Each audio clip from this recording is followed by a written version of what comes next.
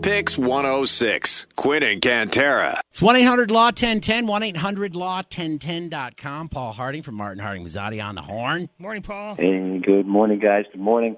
So WGY, our sister station, posted a story over the holiday break about these radar guns that can do more than track the speed of your vehicle. They can shoot inside your car and detect like a signal. Yeah.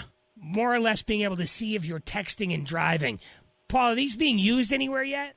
They're not being used. A company out of Virginia has the technology. They're trying to see if people are interested, law enforcement's interested in owning these.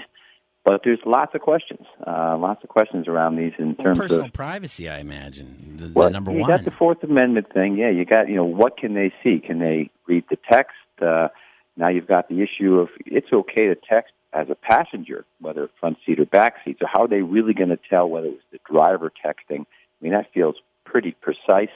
And so at this point, nobody has it, but you always do sort of wonder how they give so many tickets for texting, right? I mean, how do they, even now, they give all these tickets. And I see people will come in the office and they'll have these tickets, and it really is a tricky thing to enforce. I wonder because when I go to turn the radio volume up or down or something. I read a story, and I don't know if it's here in New York, but it's somewhere in the Northeast where they're taking to extreme measures. Like they're putting cops in like big rigs, trucks and stuff, big trucks, so they can look down on you. Yeah. So now I have to zip up my pants and put my phone down. now I'm totally invaded, right? That poor cop. It's a Fourth Amendment violation for sure. Yeah. I'm sorry, Paul. The thing that bothered me about this radar is that it is a violation of privacy because I think I'm allowed to voice text while I'm driving, right? Yeah, as long as your hands free. So it's one of these things where if you have a scenario where you're not touching your phone, so now your phone's got to be secured somewhere else. You've got the voice activation that says text John, and then you text John and you hit send, right? So yeah, in its purest sense, you can do it. So that's the problems here. I mean, I think they're going to have just a little bit more than being able to tell who's texting in a car.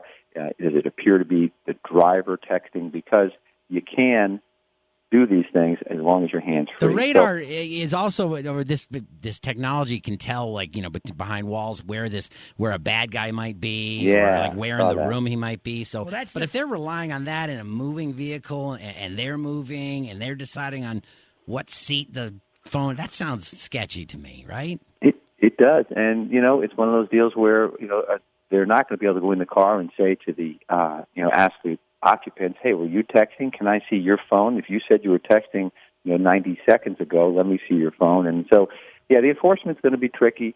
Boy, you see someone out with a radar gun, you're just going to not know what's happening if this goes forward. Not if you're not texting. So real quick, Paul, but so if I get pulled over for texting and driving, and they say, were you texting 60 seconds ago? Can I see your phone? What is my right? Do I have to hand my phone over? You do not. I don't. Okay. Yeah, I think they have to get like some sort of court order to get in the phone, the locked phone, don't they, Paul? Yeah, but you're right. It's like anything. It's like going in your briefcase or going into your computer, right? But you're in a situation where historically people hold their phone up to their face, they're at a light or they're driving, and they watch their hands touch the phone. So and then they pull you over, and you sort of half confess to the thing and hope that you're going to just continue on your way. But yeah, I mean, it is the source of so many bad things that happen when people are texting and driving. Right. So they're just trying to figure out how to curb this. Go see the story. It's posted on our page at PYX106.com. You can get it on our Facebook pages. It's not here, but if it's getting here, we got to start thinking about it.